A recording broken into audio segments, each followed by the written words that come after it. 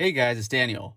The following is from Kurt Cobain regarding his musical influences. These are various quotes of his that I've come across from different points in time. Quote, "First and foremost, the Beatles. For the first 11 years of my life, I did nothing else but listen to the Beatles. Their influence on how I write the chords of my pieces, it's undeniable. So then I started listening to Led Zeppelin and Aerosmith, and finally punk changed my life.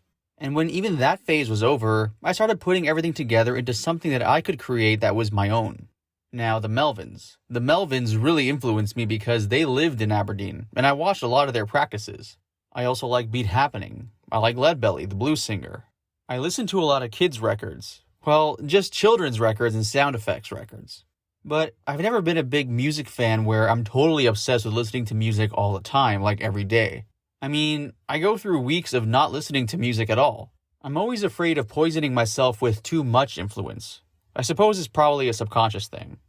Now, punk has set us free. I discovered punk when I was 11, and I immediately wanted to be part of it. I was reading Cream magazine, and the colorful appearance of this music exerted an immediate fascination on me. I wanted to be part of it at all costs and pretended to be a punk, although in my town no one knew what that was.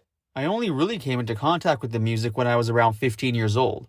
In that sense, because no one knew what punk was, the soft pop bands are an easy introduction to the rebellion that punk has embodied. It's definitely more of a pop music than punk is, but it maintains the same spirit. The punk I listened to as a kid was too extreme, and it alienated the majority of the youth who paid it any attention. No one could understand it.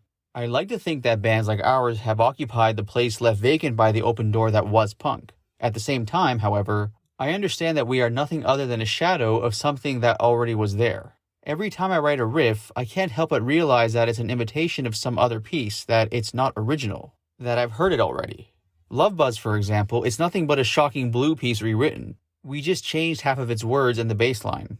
And then, on the other hand, there's always the possibility that between 300 ideas I've subconsciously stolen from other musicians, one might come up that's entirely me. It's a great challenge.